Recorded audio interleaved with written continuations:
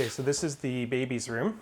Preparation is key for any expectant parent, and Ryan Hogue is ready to welcome his new daughter home. So this is a kimono that we bought for our baby in Japan as well. But his baby and wife are half a world away, stuck in Tokyo. I check in with her numerous times daily just because I am concerned for her. You know, she is alone. She's with our baby, and I want to make sure that she's okay.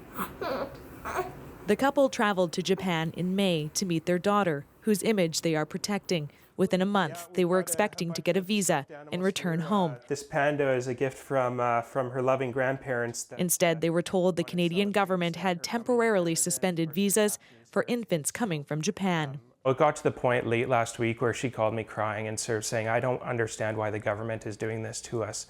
We've followed the process, Ryan. They're not listening. And they aren't the only ones. 4 other BC families are waiting for visas for their babies.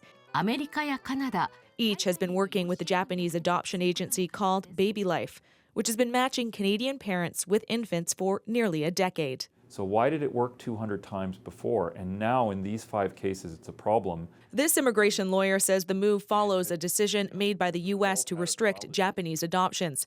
The U.S. says Japanese courts now need to approve all international adoptions, which hasn't always been the case.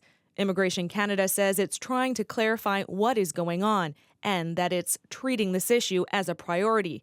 And while it is looking into the issue, it cannot finalize the processing of cases where the adoption will be completed in Canada. The families can't simply sit in Japan indefinitely while this is going on. Some of them have been there already for over 8 weeks. You're only allowed to be in Japan on a visa for 12. He loves going on the train here.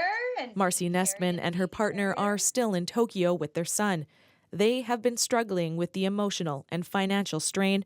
She says every day she waits for happy news. We just want to share our child with our family and friends and be home. Hi, how are you doing? Hogue waits alone, bags still packed, hoping for clarity in a situation that has left his family in limbo. I missed my first Father's Day with my baby. I miss them dearly, and I want to celebrate Canada Day in Canada with them. I want them back in Canada. Renee Filipponi, CBC News, Vancouver. The number of Canadians adopting children from abroad is declining. In 2016, there were about 805 international adoptions, a dramatic decrease from the nearly 1,400 back in 2012. Why? Well, according to the Adoption Council of Canada, it is expensive. It can cost up to $50,000. It's a long process that can take anywhere from 18 months to several years to complete. And finally, a growing number of countries are imposing restrictions or all-out bans on international adoptions.